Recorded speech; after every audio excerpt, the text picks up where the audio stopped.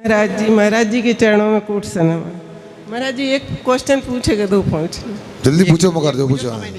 महाराज जी, पंचम काल में जो जीव 123 जीव तीव्र पुरुषार्थ करके विदेश क्षेत्र जाकर मोक्ष जाएंगे, और जो हर महीना 6 महीने 8 समय में 608 जीव जाते हैं, वो कहाँ से मतलब बताइए भैया। सुनो, पता ज्ञानी है आप लोग हमारी से। भैया सुन लो, व्यंजक की बात है, क्या कह रहे हैं, कल की बात सुनने मिली नहीं मिली। इनका कहना 123 जीव मर कर के यहाँ से विदेश क्षेत्र जाते, वहाँ से मोक्ष आते। मगर मैं आपसे कह दूँ, ऐसी व्यवस्था है सिद्धांत में कि भद्र मिथ्या दृष्टि 123 जीव यहाँ से विदेश से जाएंगे। मगर विदेश क्षेत्र जाएंगे ये तो ठीक है, मगर विदेश क्षेत्र जा कर के वो वहाँ सम्यक दर्शन की प्राप्ति करेंगे, ये कोई निश्चित नहीं है। यदि शब्द की प्राप्ति नहीं हो पाई तो फिर उनको वहाँ हो सकता है रत्नात्रय का लाभ न मिले, मोक्ष न मिले। इसलिए हम तो कहते हैं गाड़ी में चढ़ के टिकट लेना अच्छा कि रिजर्वेशन पहले से कराना अच्छा है। यदि मान लो पहले से रिजर्वेशन नहीं कराया, बम्बई से गाड़ी चलिए, वो आपको बासोदा जाना है तो इटारसी से बासोदा का टिकट नहीं बनेगा। कहाँ से बनेगा? बम्बई से बनेगा, पेनल्टी अलग लगेगी। इसलिए मैं तो कहता हूँ तो विदेश क्षेत्र के चक्कर में मत रहो। मैं कल भी बोलने वाला था, चलो मेरा जीजा करे जो 608 जीव जाते, आप बता रहे हैं आपको, तो हम ये कह रहे हैं आपसे कि विदेश क्षेत्र जाके कोई भरोसा नहीं। आप तो सुनो, नगदी का काम करो, यहाँ पर अच्छे से सच्चे देव शास्त्र की आराधना करो, अच्छे से तत्व ज्ञान करो, तत्व श्रद्धान करो, और यहाँ पर अपना सम्यक को मजबूत बनाओ। इसके बाद तुम देव पर्याय में जाओ, चाहे दूसरी पर्याय में जाओ, चिंता न करो, अर्ध पुद्गल परावर्तन में मोक्ष मिल ही जाएगा तुम्हारे लिए। अब रही बात 608 जीव की, वो व्यवस्था 2.5 दीप को लेकर के 6 महीना 8 समय में 608 जीव ही मोक्ष आते हैं। कर्म सिद्धांत की बात है। दूसरा महाराज जी, छोटे गांव आए, अपनी जिज्ञासा रखें। इसके बाद तैयार है श्री नमन जैन। वस्तु स्वरूप विचार खुशी से सब दुख, वस्तु स्वरूप के बारे में बताइए। हम बोल तो दिया, तत्व श्रद्धान करना, तत्व ज्ञान करना, जीव तत्व ज्ञान, अजीव तत्व ज्ञान। अरे भैया अब हो गया ना, सुनो, ये तत्व जो होते हैं उनको तद्वार सूत्र आदि से, उनकी टीका ग्रंथों से समझो, बार बार अभ्यास करो, अनुप्रेक्षा का चिंतन करो। इसी के वस्तु स्वरूप पता लग जाएगा, और वस्तु स्वरूप पता लग जाएगा, श्रद्धान हो जाएगा, तो सब प्रकार के संकट सहन करने की सामर्थ्य प्राप्त हो जाएगी। हे स्वामी नमोस्तु नमोस्तु नमोस्तु, कोटि कोटि वंदन करूं, जुग जुग करूं प्रणाम, प्रातः उठ स्मरण करूं 24 भगवान। हे स्वामी, स्वाध्याय का अध्ययन किस प्रकार करना चाहिए? अभी दीदी ने कल 5 प्रकार के स्वाध्याय बताए हैं। आपको जो उन्हें बता रहे हैं उनसे पूछना स्वाध्याय कैसे करना। जैसे स्वाध्याय यहाँ कराए या राय शुद्ध भक्ति, आचार्य भक्ति के माध्यम से मंगलाचरण करते हैं, और एकाग्र होकर के अध्ययन करो, अंत में जिनवाणी करो। ये स्वाध्याय की विधि है। प्रथमानी योग, करणानी योग, चरणानी योग, द्रव्यानी योग। पहले अपने को प्रथमानी योग, चरणानी योग का स्वाध्याय करना चाहिए। इसके बाद में द्रव्यानी योग के लिए भी अपने को ध्यान में रखना चाहिए। सुनो, कितनी आवाज़ क्यों आ रही है? बंद कर दे कार्यक्रम। तो आपको सुनना चाहिए। मैं ये बोल रहा हूँ, द्रव्यानी योग का निषेध नहीं।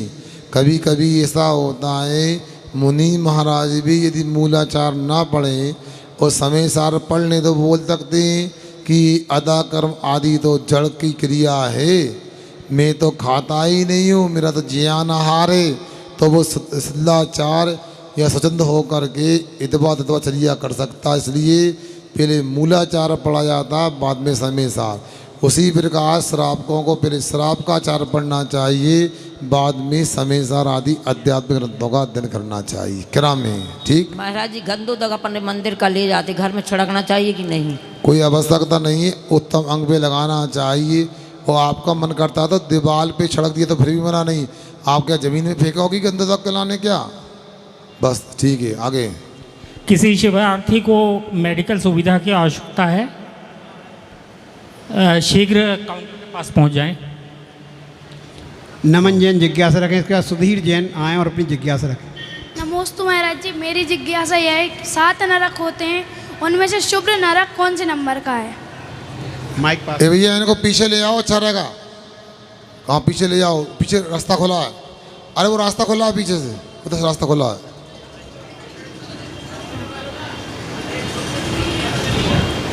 चलो महाराज जी फिर से बोलूं? हाँ। बोलो। हाँ महाराज जी, जैसे 7 नरक होते हैं, उनमें से शुभ्र नरक कौन से नंबर का है? हैं बेटा, सुबह तो कोई नरक का नाम यदि आया तो मुझे ध्यान नहीं है। 7 पृथ्वियों को ही लोग व्यवहार में नरक कहते हैं, जिनका नाम है धम्मा, बंसा, मेघा, अंजना, अरिष्टा, मगबा और माघ भी। आप देख लेना कोई दूसरे बिलों के नाम हो तो। सुधीर जैन आए, अपनी जिज्ञासा रखें। इसके बाद तैयार है श्रीमती उषा बजाज। जल्दी करो, आप लोग विलम्ब करते हैं। महाराज जी नमोस्तु। महाराज जी, आप और आचार्य श्री के बीच का कोई एक छोटा सा संस्मरण सुनवा दें। अब आओ तो, आपको समय तो है नहीं सुनने को, तो जरूर सुना दें आपको। क्या ये भैया कह रहे हैं छोटा सा, हम तो बड़ा सा सुना दें? क्या बात है, 35 साल का दीजिए महाराज जी, जिज्ञासा समाधान बाकी लोगों की कल हो जाएगी। इसलिए कह रहे हैं ना, आपको समय होना चाहिए, क्योंकि भैया इनके परिवार को बहुत व्यस्त देखा। हमारे पारस भैया ने पूरे परिवार का नाम रख दिया, बस बात रख दी है। हम ये कह रहे हैं आपसे, सुनो, बात यह है, एक बार आचार्य श्री जी बीनावाड़ा में थे, 2015 की बात है। हमारा भी कटनी से गोड़ से हमारे पंचड़क में आना हुआ, और इसके बाद में बीनावाड़ा आए तो भैया व्रत कर रहे थे। तो उस दिन मेरा उपवास था और आचार्य महाराज के आहार हुए, वो ऊपर से दिख रहे थे। तो मैंने पूछा, आचार्य श्री जी, आज आपको जिन चौका वालों ने पड़घान किया था और इतनी भीड़ हो गई कि आप ही आपके चौके में जिसने पड़घाया वहाँ जा नहीं पा रहे थे, और आपको उस समय कैसा लगता है? भीड़ रहती है, आप प्रवेश नहीं कर पाते। वो थोड़ा चुप रहे, फिर बोलते हैं, अब ऐसा लगता है इन लोगों में विवेक नहीं है। क्या विवेक नहीं है? फिर मेरे को लगा मज़ा नहीं आया जवाब में। देखो भैया चलेगा पूछ के, उनको टाइम कहाँ है पूछने को। देखो अब मैं कैसा ना हूँ, देखो हम यही तो कह रहे हैं भैया। ये सा संस्मरण सुना तो मैं बताऊँ, ये भी संस्मरण हो गया हमारे लिए। एक अगला हम सुनाएंगे कि वो कुछ भी हो, समय निकाल के पूछा करो हमसे। हाँ, अब मैंने पूछा तो उन्होंने कहा विवेक नहीं है। तो मैंने दोबारा पूछा थोड़ा सा और खुदाई की। मैंने अच्छा सी, आपको और क्या लगता है जब ऐसी अव्यवस्था हो जाती है, हजारों लोग पीछे रहते हैं और आप चौके में नहीं घुस पाते, और चौके में गए तो आप हवा नहीं आती, आहार नहीं ले पाते। तो धीरे से बोलते हैं आचार्य श्री जी, सुनो, यदि इनकी जगह मैं होता तो मैं भी यही करता। चलो अगला प्रश्न। श्रीमती उषा बजाज। इसके बाद तैयार है संयम जैन। नमस्ते महाराज जी।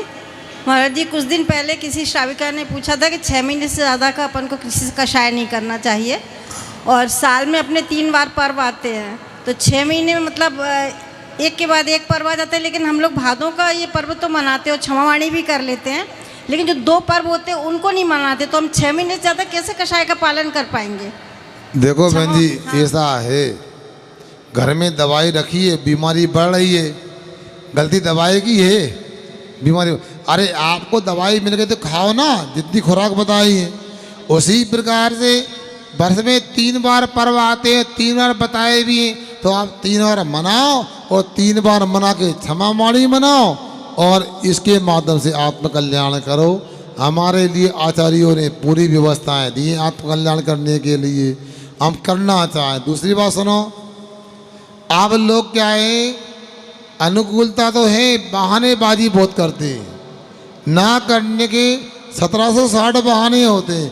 आप देख लिया बहुत लोग बाद में यहाँ चमत्कार हुआ शिविर में, आप ठीक है नहीं। 108 लोगों ने प्रतिमाओं के व्रत ले लिए, बताओ। अब आप लोग भी कर सकते हो। इसलिए आप लोगों से हमारा कहना यह है कि पर्व वाकई में 3 बार आते हैं। अष्टांग का भी है, 10 लक्षण भी है, 16 कारण भी है, रत्नात्रय भी और भी पर्व हैं।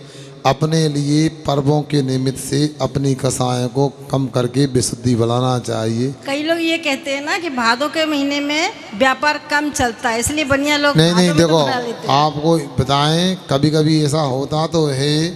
पर्व तो तीनों महत्वपूर्ण होते, मनाना चाहिए, मगर देखो कभी कभी हमको भी बदलना पड़ता है। हम इतने वर्ष हो गए इटारसी में आके, हमको बदलना पड़ा तुम्हारी बातों में आके। सुबह 10 लक्षण प्रवचन होता है, शाम को नहीं, सुबह 10 लक्षण में तत्पर का अर्थ होता है, शाम को प्रवचन होता है। फिर हमको लगा भैया इटारसी वाले सुबह ही आ जाए तो ठीक है, अब सुबह भी नहीं आया, शाम को नहीं, हम क्या करें। तो कहने का मतलब यह है कि वर्षा काल में पेट की जठराग्नि ज़्यादा तीव्र नहीं होती, मंद आग्नि होती है। व्रत उपवास करने में बाधा नहीं होती, गर्मी की समस्या भी नहीं रहती है। और ये भी पक्का है कि जैसा सीजन गर्मी में ठंडी में होता है, वर्षा काल में नहीं होता। इसलिए वर्षा काल के 10 लक्षण पर्व का विशेष चलन यहाँ पर आया है, और कोई बात नहीं है। संयम जैन इसके बाद तैयार हैं। सार्थक जैन बालाघाट। सार्थक जैन बालाघाट आएँ और अपनी जिज्ञासा रखें। इसके बाद तैयार हैं अतुल जैन।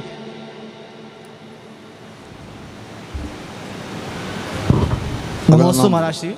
महाराज जी, मैंने देखा है जहाँ महानगरों में, मेट्रो सिटी में जो कॉलोनी में मंदिर होते हैं, जो लोग अपने घर से धोती पहन के जाते हैं अभिषेक करने के लिए, महाराज जी उनके जो घर में जो पानी आता है वो वहाँ उनके यहाँ कुआं नहीं होता और ना कि समरसेबल बोरवेल होता है। वो खाली नगर पालिका पानी आता है गवर्नमेंट का, जो टंकी में चढ़ता है, और जो धोती उन लोग उस पानी से शुद्ध करते हैं, टंकी के पानी से, या तो कुछ लोग वॉशिंग मशीन में डाल के शुद्ध करते हैं। तो क्या ये जो धोती है तो ये शुद्ध होती है अभिषेक के लिए?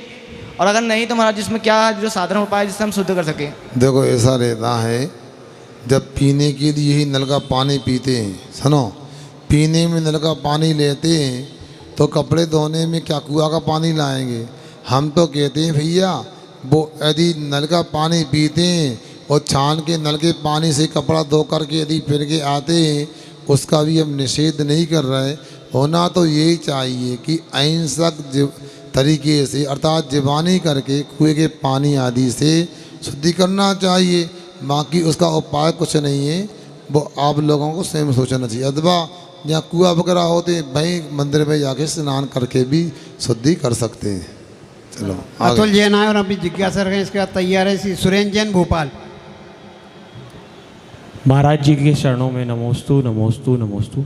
महाराज जी, मेरी जिज्ञासा यह है कि हम रोज़ मंदिर जी में जाते हैं और शांतिधारा अभिषेक करना होता है, तो क्या वो बोली के माध्यम से ही करना चाहिए या किसी और चीज़ों का त्याग करके, कुछ दिनों का त्याग करवा करके भी करना चाहिए? देखो अतुल भाई, ये तो मंदिर समिति की व्यवस्था है, क्या करना है। यदि मान लो पूरी तरह से मुक्त कर देंगे तो मंदिर की और भी व्यवस्थाएं जो धन के माध्यम से पूर्ण होती है, किंतु ऐसा भी नहीं है कि धन के माध्यम से अभिषेक शांतिधारा होना चाहिए। मंदिर समिति चाहे तो दूसरे तरीके से भी कर सकता है। बालाघाट में कई विधान वगैरह हुए, हमने एक विधान ऐसा भी करवाया। सुन रहे कि सो गए तुम लोग? ये बच्चे को जगाओ, दक्ष को। हाँ, तो क्या हुआ? नहीं, खड़ा नहीं करना, जगाना है। हाँ, तो सुनो, तो वहाँ पर एक भक्तामर विधान हुआ था, तो हमने बोली लगवाई थी रुपया की नहीं, रमोकाड़ मंद की। महंगे आधे के नहीं, तो जितने ज़्यादा रमोकाड़ मंद की जाप करेगा उसे महापात्र बनवाया जाएगा। सोदरम आदि की भी भूमिका जो थी रमोकाड़ मंद की बोली से हुई थी।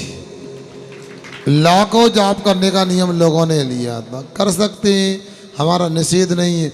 बोली लगाना आवश्यक भी नहीं है, मगर मंदिर की व्यवस्था बने। हम तो इटारसी वालों की तारीफ करेंगे।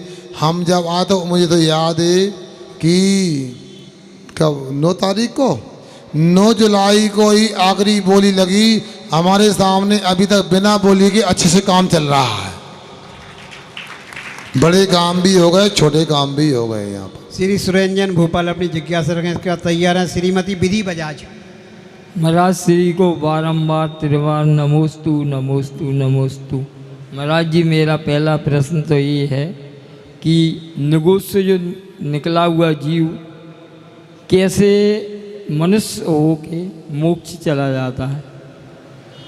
देखो, ये कर्म का कुछ एक योग ऐसा बनता है, कसाई किसी बंधता होती है बिना प्रयास के कि वो निगोद जीवी मनुष्य आएगा बंद करके मनुष्य बन जाता, और कर्म योग से मनुष्य पर्याप्त प्राप्त करके रत्नात्रय की प्राप्ति कर सकता है, निषेध नहीं है उसका। आगे दूसरा प्रश्न है कि इस काल में भी क्या भोग भूमि में जीव उत्पन्न होता है क्या? हाँ, बिल्कुल निषेध नहीं है। देखो, यदि आप संबित सन आपको नहीं है, मान लो आपने सब सुपात को दान दिया है, तो आपके लिए जो आयु का बंद होगा, तो उस समय यदि मनुष्य आयु का बंद होता है तो आपको दान के प्रभाव से भोग भूमि की प्राप्ति होगी। और एक और है, श्रीमती विधि बजाज अपनी जिज्ञासा रखें, इसके बाद तैयार हैं अतुल इस जैन। काल में कितने मतलब कौन से नरक तक जीव जाता है संन्यास के प्रभाव? अभी यहाँ पर जो है ना, तीसरे नरक तक जाने की बात होती है, इससे आगे संगठन का अभाव है। ऊपर स्वर्ग में भी बहुलता से 8वें स्वर्ग तक जा सकते हैं, और ऐसा भी संभव है 16वें स्वर्ग तक का निषेध नहीं है, क्योंकि अर्ध नाराज संगठन वाला 16वें स्वर्ग तक जा सकता है।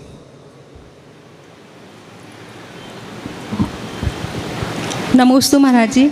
महाराज जी आज त्याग का दिन है, तो 2 तरह के त्याग होते हैं महाराज जी। एक त्याग नियम लेके करके हैं, जैसे छोटे छोटे नियम हैं, सोते समय 4 प्रकार के आहार का त्याग, या खाना खाने के बाद 2 घंटे के खाने का त्याग। और एक त्याग होता है महाराज जी जो बिना नियम लिए करते हैं, जैसे पूरे दिन का उपवास हो गया लेकिन मंदिर में नियम नहीं लिया है, तो इन दोनों का फल क्या मिलेगा महाराज जी? और एक क्वेश्चन और है महाराज जी, जैसे एक आसन किया, थाली पे बैठे हैं और मेरी थाली में गुलाब जामुन रखे किसी ने, तो महाराज जी मेरा मतलब भाव तो हो गया कि खाना है, लेकिन खाया नहीं मैंने, मतलब किसी कारण से कि त्याग है या फिर डायबिटीज़ है, तो महाराज जी खाने का मतलब भाव कर लिए खाने की, तो उसका खाने का दोष लगेगा, तो खा लेना चाहिए कि नहीं? सुनो सुनो, ऐसा है, आपने बात रखी है, कभी बैंक वगैरह जाती नहीं जाती है? बैंक वगैरह जाती? बैंक में फिक्स डिपॉजिट भी होता है, सेविंग अकाउंट भी होता है, रिकरिंग भी होता है, और करंट भी होता है।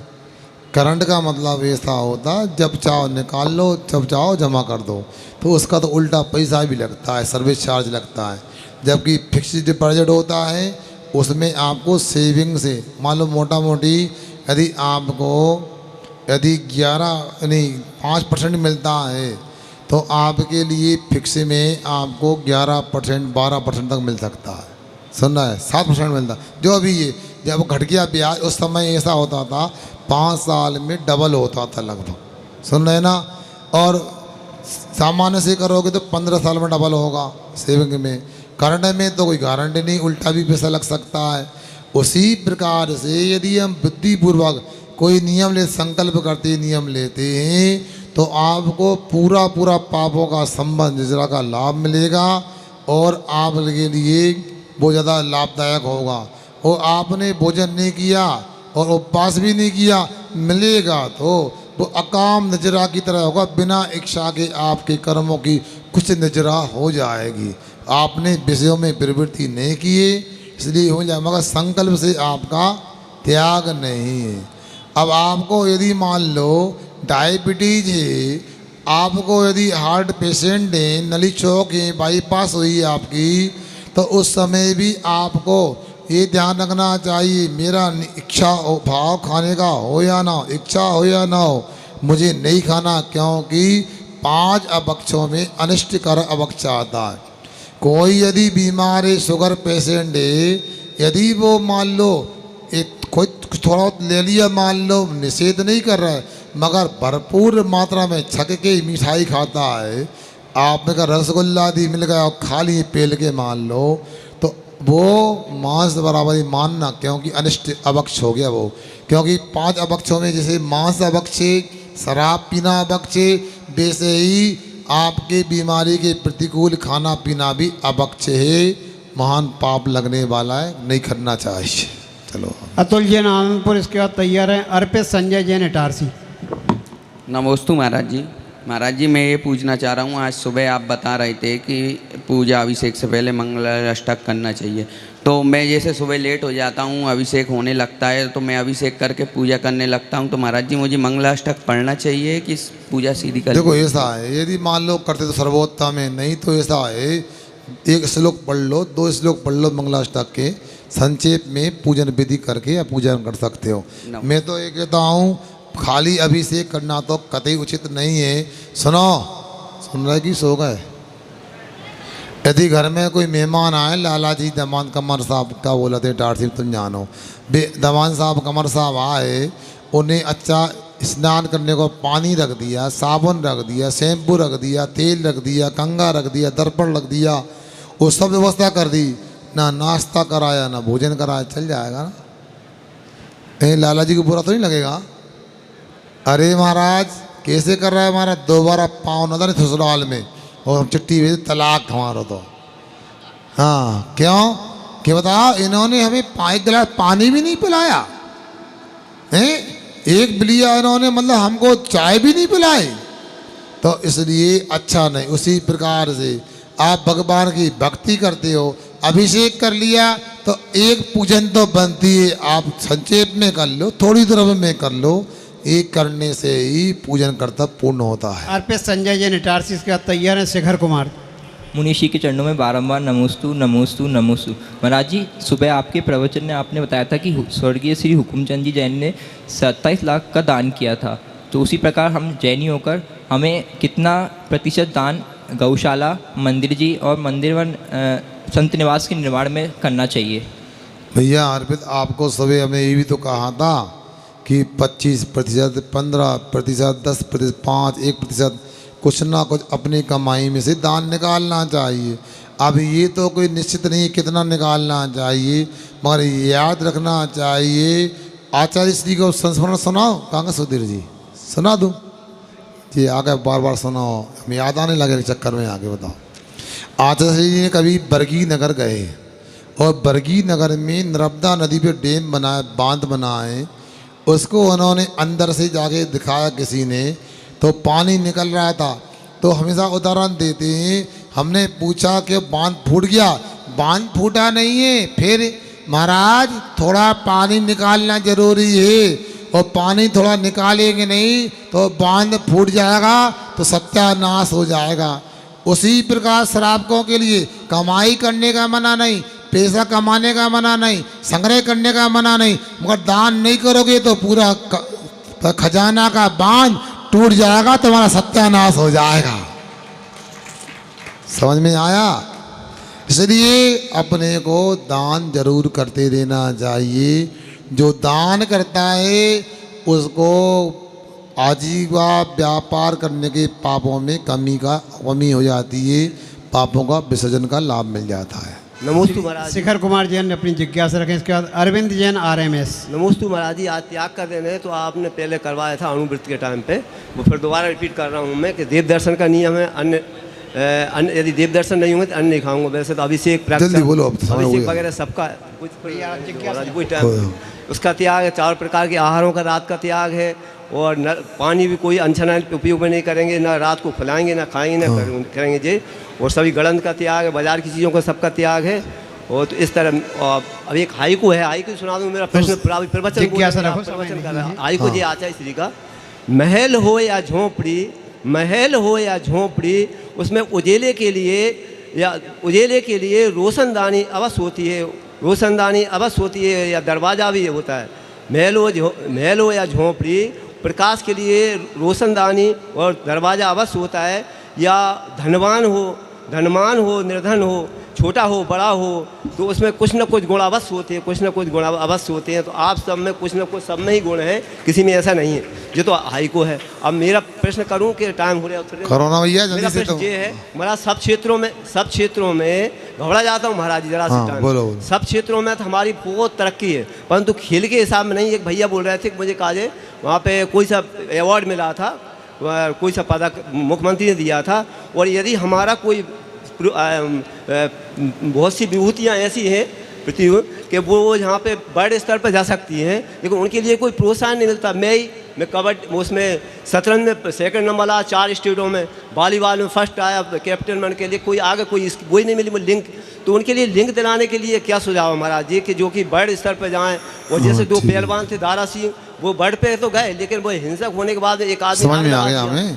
बात इतनी सी है भैया, समाज में कई जगह व्यायामशाला वगैरह होती है, खेल को भी प्रोत्साहन दिया जाता है। इस समाज की व्यवस्था महाराज को क्या बताएं, अपने स्तर पे समझना चाहिए, अपने नगर में अपने गांव में उसको प्रोत्साहन दे सकते हैं आप। महाराज श्री के श्री चरणों में मेरा कोटि से नमोस्तु। भैया क्या कर रहे हैं? भगवान मेरी जिज्ञासा ये है, हम अपना अपना पुण्य सब करते हैं। आज हम ना जाने कितने शहरों के लोग यहाँ पर बैठकर ये धर्म का काम कर रहे हैं, ये पुण्य का काम कर रहे हैं। तो भगवान क्या हम सब लोगों ने मिलकर पूर्व जन्म में एक साथ किसी तरह का कोई पुण्य का काम किया होगा, जो आज इतने सारे लोग यहाँ बैठकर प्रभु की आराधना कर रहे हैं? कृपया जिज्ञासा समाधान करें। बिल्कुल, आप लोग प्रसाद सिद्धि उपाय का स्वाध्याय कर रहे हैं, 2 दिन के बाद पुनः अपनी धारा चालू होगी। वहाँ पर अनेक प्रकार के भंग बनाए, एक व्यक्ति करता है अनेक भोगते हैं, अनेक करता एक भोगते हैं। तो पक्का है ऐसा आपने कोई अच्छे काम का, धर्म सभा का, धर्म शिविर का कभी अनुमोदना का प्रसंग या आपने किसी प्रकार सहयोग किया होगा, तो यहाँ पर एक साथ बैठ करके वीतराग धर्म की आराधना कर रहे हैं। और अभी ऐसा करोगे तो आगे भी ऐसा हो सकता है, और ऐसा भी संभव नहीं है। जितने शिवरार्थी बैठे कल हो सकता है एक साथ मुनि बन के धर्म की रत्न की आराधना भी कर सकते हैं। इसलिए उसमें असंभव क्या हो गया। भगवान एक निवेदन है कि आपसे कह सकता हूँ कि आज हम इतने सारे शिवरार्थी पुरुष और महिला दोनों हैं। मेरा निवेदन ये है कि जाने के पहले हम सब शिवरार्थियों की कमेटी को निर्देश करें कि हम सब लोगों की पूरी आपके साथ एक ग्रुप फोटो हमारी ली जाए सबके साथ, ताकि हमें जीवन भर याद रहे कि हमने आपके सानिध्य में इतने सारे लोगों ने इटारसी में इस शिविर में हमने भाग लिया था और आपके सानिध्य में हमने धर्म का उपार्जन किया। अरे भैया, आप कमेटी वाले आपके छोटे भैया, आप ही दिए तो निर्देश, मेरे से क्यों चला रहा है आप बता। अरे इतना तो आपका प्रभाव है, बोलोगे मना, कौन मना करेगा? हैं ये पारस वकील की, विवेक की, मनीष की हिम्मत है तो मना करते हमारी बात को यार। ठीक है, देखो एक बार चलो। श्रीमती शारदा जैन भोपाल, इसके बाद अरिहंत जैन। भैया हो गया। हाँ अब नहीं, कल करना बहन जी आप। नमोस्तु भगवान, नमोस्तु। समय देखो 7:30 हो चुके हैं। मेरा ये है कि महाराज जी जैसे अपन पानी छाने के लिए नलों में तो वो लगा देते हैं। अरे मेरा जैसे नलों में अपन वो थैली बांध देते हैं और पानी ले लिया अपन ने, और उसको पानी के साथ में उसमें अपन ने बिलचानी को तो छोड़ निकाल के उसको डाली नहीं, उसमें तो जो जीव आएंगे तो वो तो उसी में मर जाते हैं। तो भगवान ये महाराज जी अपन को इसको कैसे क्या करना चाहिए, इससे आप कुछ नहीं करना चाहिए, कुआं का पानी पीना चाहिए, कड़े वाली बाल्टी बिलछानी करना चाहिए। और यदि नहीं बनता है तो हम उसका कुछ समाधान नहीं कर सकते। नल का पानी तो वैसे भी पीने योग्य नहीं होता है। आपको फिर भी यदि बनता है तो आप जितना है कपड़े से छाने, थैली की जगह, अहिंसा परमो धर्म की जय। जनवाणी के ज्ञान से सोजे लोकालोक, सौवाणी मस्तक सदा देवते दो। हे जनवाणी भारती तो जपूजने, जो तेरी शरणा गए सो पावे सुखचिंत। देव भजो अरिहंत को गुरु सेवा ग्रंथ, दया धर्म पालो सदा ये मोक्ष को। हे हर्षयन